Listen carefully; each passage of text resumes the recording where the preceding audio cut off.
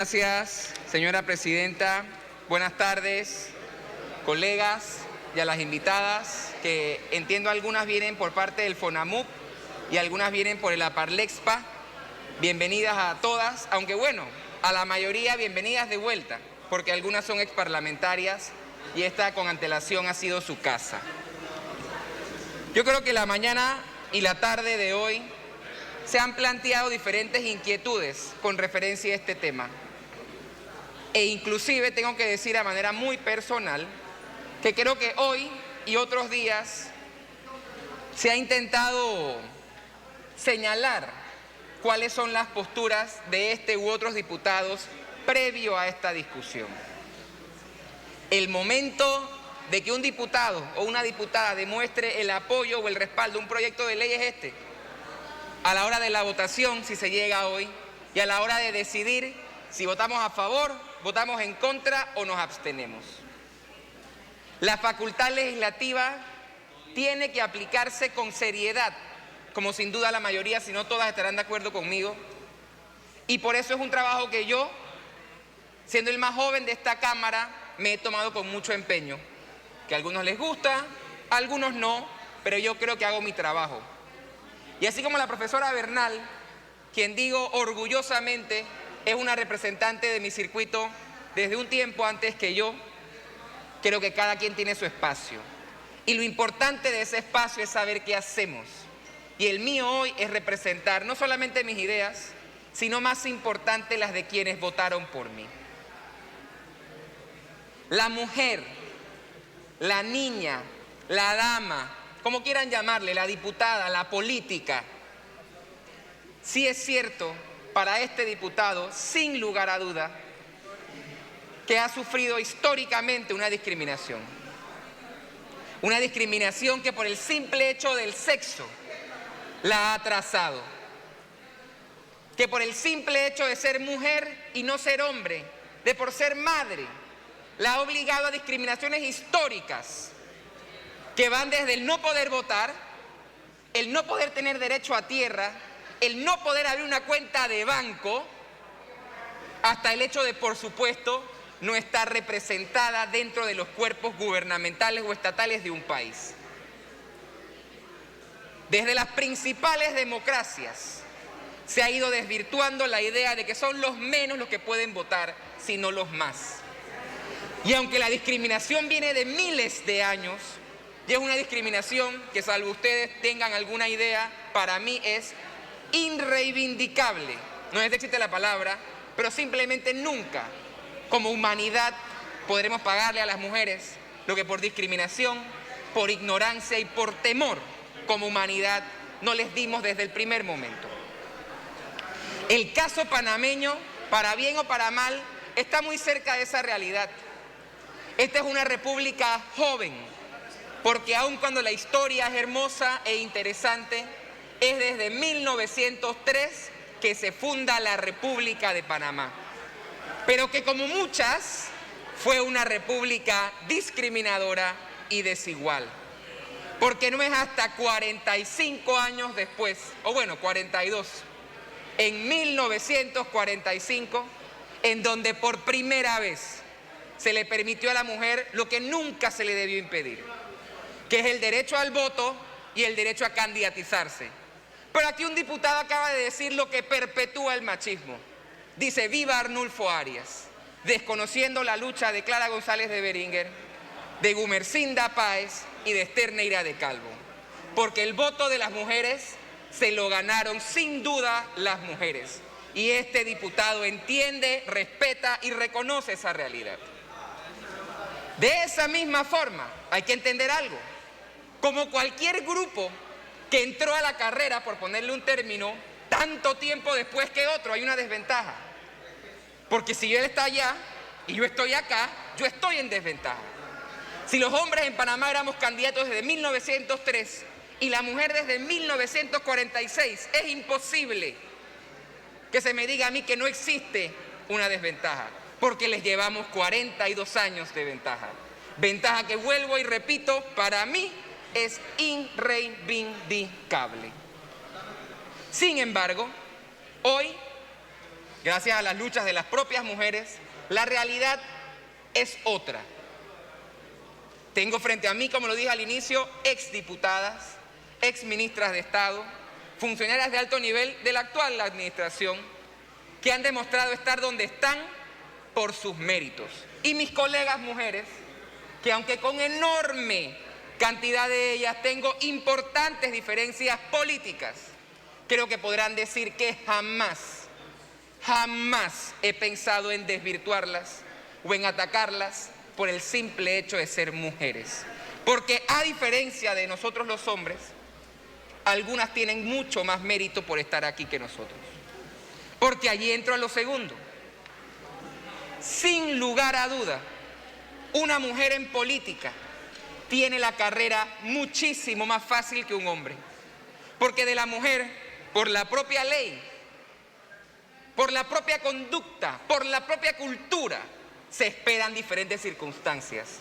Solo recordemos hace algunos meses, para hablar con ejemplos claros, cuando el presidente dijo que es que los días de mujer había que hacerlos diferentes porque esa es la que hacía el súper.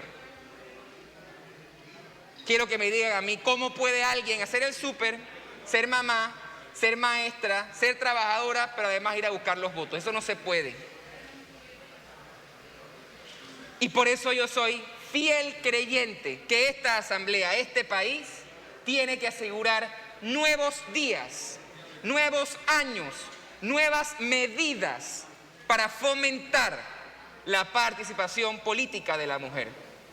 Y un gran ejemplo, y no es porque estén aquí, es el trabajo que desde FONAMUB se ha hecho con Brújula, una academia que busca formar jóvenes, damas, jóvenes en su mayoría, de diferentes partidos políticos e inclusive mujeres no inscritas en partidos políticos, para que ellas puedan entender la importancia de su rol, para que puedan pulir sus virtudes y mejorar sus defectos humanos, naturales, y poder llegar a estos espacios.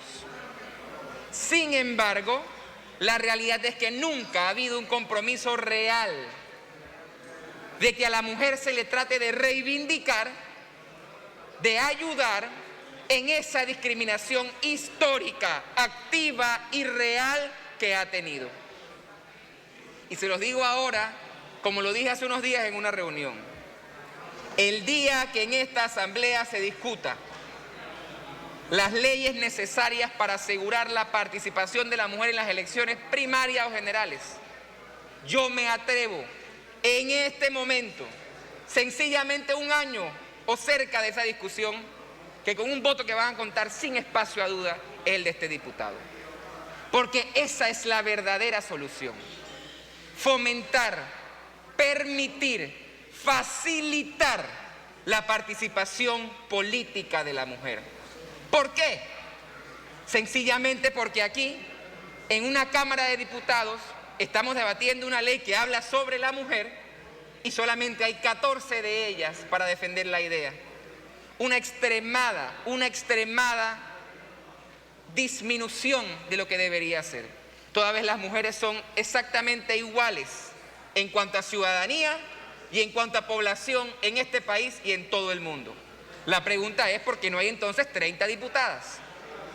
Y cada uno tendrá su historia y cada una ha contado su ejemplo y de cada ejemplo se debe sacar una enseñanza. ¿Por qué he dicho todo esto? Para explicar desde mi punto de vista, porque no pretendería decirle a ustedes por qué están aquí, cómo yo he llegado a las conclusiones a las que hoy llego. Y es que para poder defender a la mujer hay que entender algo, que es el hecho de que lo que vive una mujer, sea como sea, sin entrar en debates mucho más complejos y a veces descabellados, lo que vive una mujer, sea como sea, no es lo mismo que vive un hombre, prácticamente en ningún ámbito. Y hay que entender las características especiales de uno y de otra, para asegurar entonces que ambos puedan estar en igualdad de condiciones. Porque la Constitución política establece con claridad que no puede haber ni discriminación, ni fuero, ni privilegio, por entre otras razones, el sexo. Sin embargo, solo voltear a ver la asamblea es una demostración de que pareciera existir discriminación, porque hay más hombres legislando que mujeres. en un país donde la mujer tiene igual presencia que nosotros los caballeros. ¿Qué hacemos aquí entonces? Desde el año 2015, en Lima, Perú, las ministras de la Mujer y afines de las Américas se dieron cuenta que esto era una realidad.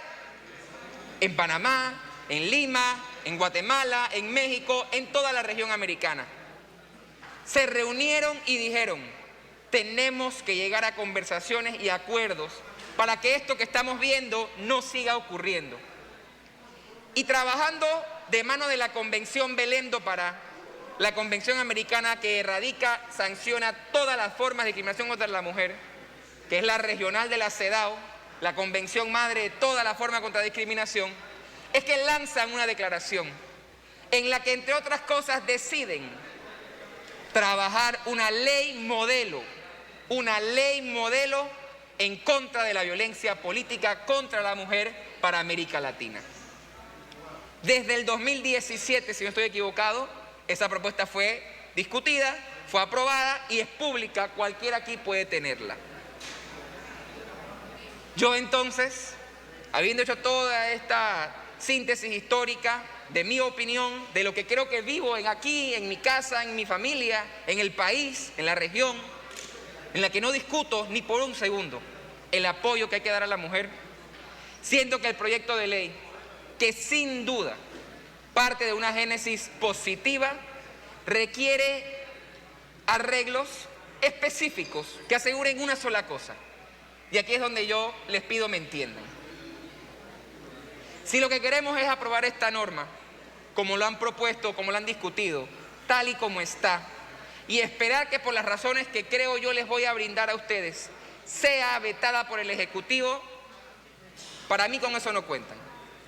Porque yo estoy comprometido en construir las leyes necesarias para que las mujeres tengan esa vida en igualdad.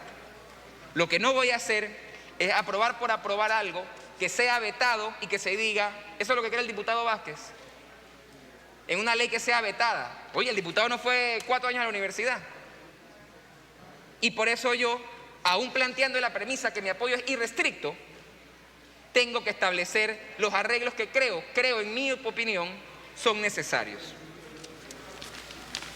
En primer lugar, señora Presidenta, la propia ley modelo de violencia política contra la mujer no establece la posibilidad de que haya conductas manifestadas a través de cualquier acción de forma indirecta.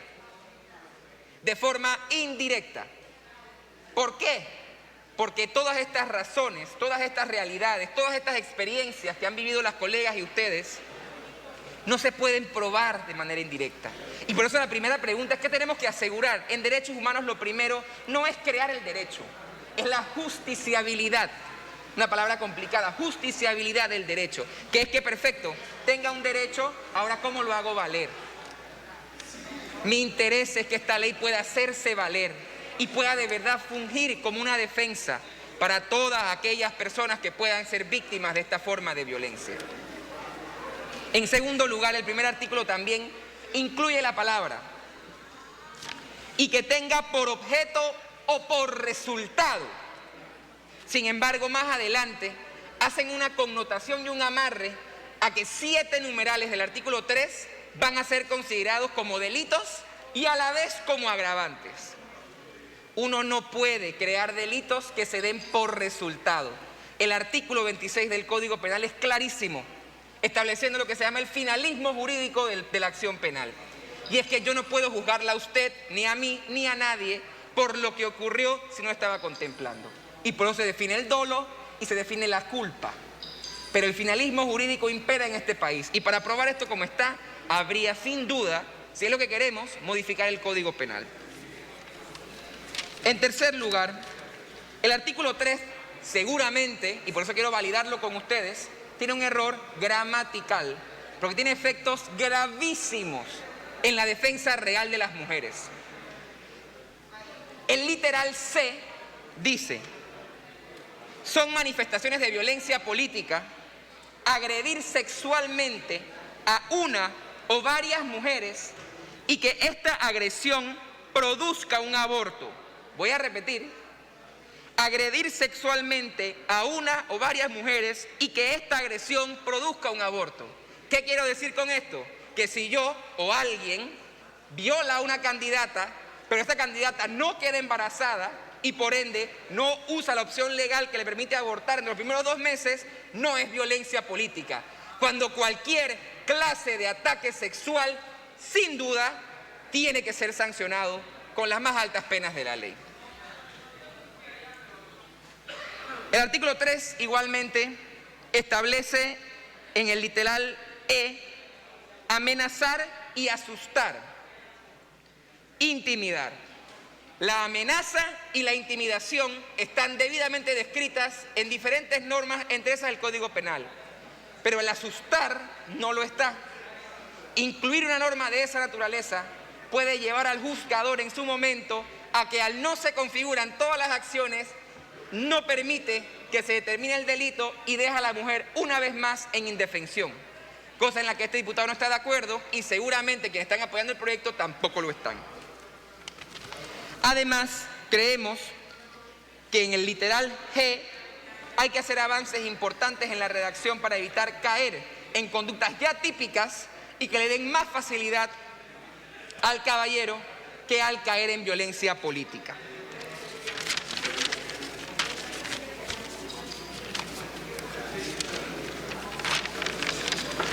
En el artículo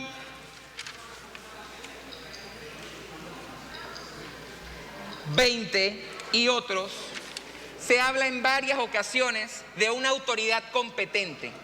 Solamente la ley tiene la facultad, si no en su momento la convención lo ha hecho de un caso que es convencional, como podría ser este, de cuál es la autoridad competente. Por lo que lo más saludable es colocarlo. Porque si este gobierno dice que es esta, pero si otro dice el gobierno que es la otra, ¿qué es lo que buscamos? Las mujeres han luchado por una institucionalidad de la mujer. Hoy está el INAMU, que entiendo aspiran, y el presidente se comprometió a crear un ministerio. ¿Qué ocurre si el próximo gobierno decide que va a ser el MINSA y le quita la importancia a esa institucionalidad de la mujer y lo atiende en otro? Eso tiene que ser revisado y corregido. El artículo 21 habla de faltas. Sin embargo, como lo dijo una colega muy bien, si no amarramos las faltas a las sanciones y ante quién son determinadas, no estaremos haciendo nada. Porque el juez de paz dirá, no me toca a mí. El Tribunal Electoral no ve faltas administrativas de esta índole. Entonces tenemos que asegurar con claridad qué es lo que vamos a decidir. El artículo 22 para mí es el más delicado, y no por su contenido, sino por su técnica legislativa. Para las acciones descritas en el artículo 3, que ya lo hablamos, los numerales A a la G se considerarán delito y les serán aplicables las sanciones establecidas por violencia política contra la mujer en la legislación vigente. Yo les digo cuáles son. Ninguna, porque ustedes hoy están buscando crear la ley. ¿Cómo vamos a referir la sanción a la legislación vigente si no hay legislación vigente? Entonces tenemos que trabajar en establecer las sanciones con claridad, porque la Corte Suprema de Justicia ha fallado en reiteradas ocasiones sobre el principio de legalidad escrita. Sin ley escrita no hay pena, sin ley escrita no hay sanción, y tiene que especificarse la forma clara en la que tiene que darse la discusión. Si no, una vez más, no van a quedar con claridad las formas de violencia. Finalmente, en muchos momentos hablan de consideraciones referentes al procedimiento penal, pero en otras, por lo que leo del proyecto, habla de que el Tribunal Electoral será el encargado. El Tribunal Electoral no maneja jurisdicción penal, maneja jurisdicción penal electoral. Por ende, hacer la mezcla nos va a llevar a un entuerto en el que, como ocurrió, sin querer comparar, por supuesto, con la ley en su momento de los animales, lo veían todos, ¿y qué ocurría? No lo veía nadie. Y eso en este caso, sin duda, no puede ocurrir. Finalmente, el artículo 25 establece que el órgano ejecutivo, a través del INAMU, reglamentará la ley en los 180 días siguientes. En diferentes fallos de la Corte se ha dejado claro que la Constitución es bien precisa. El presidente reglamenta a través de un ministro de Estado. Y el INAMU de momento no es un ministerio, por lo que no puede reglamentar, por lo que eso es fácilmente vetable, que es lo que pienso, no queremos. Igualmente, establecer la obligación de un periodo. En muchas ocasiones han vetado leyes y la han establecido de esa forma porque la Asamblea no puede decir cuándo el Ejecutivo va a ejecutar esa función constitucional de reglamentar las normas, por lo que creo también puede ser arreglado. En conclusión, señora Presidente, invitadas, colegas, este proyecto de ley no solamente es importante, es vital, y por eso tenemos que todos como país, ustedes como lideresas, nosotros como diputados y diputadas, darle la importancia que merece y asegurar que no vaya a la presidencia a ser vetado por errores nuestros o por la mala intención de otros. Y por eso invito a que nos sentemos en el momento que sea necesario y óptimo a discutir precisamente qué modificaciones encontramos viables, porque yo no tengo la última palabra para que este proyecto de ley pueda construirse de manera clara. Finalmente, en cuanto a la posición que han mantenido o que se ha hablado en cuanto a la generalidad de la violencia, sin duda alguna, que no viene a esta discusión, pero ya que algunos lo han mencionado, yo tengo que brindar mi opinión al respecto. Sin duda alguna, los caballeros somos víctimas de una forma u otra de violencia, pero la violencia política contra la mujer es específica, es cruel, es determinada y tiene que legislarse de esa manera. Y por eso, el inclusive llegar a pensar en la mezcla, sin primero establecer la especialidad del trato para uno y para otro, puede también llevar al declive la protección tanto para mujeres como para hombres. Por lo que creo, una vez más, que tenemos que tomar en cuenta con mucha seriedad y con mucha prudencia, siguiendo los ejemplos que existen, gracias a Dios, que ya mencioné como la ley modelo, para que esta ley no solamente sea aprobada, que es lo que todos queremos, sino que sea sancionada y que sea aplicada y que cumpla su objetivo final. Gracias, Presidenta. Gracias.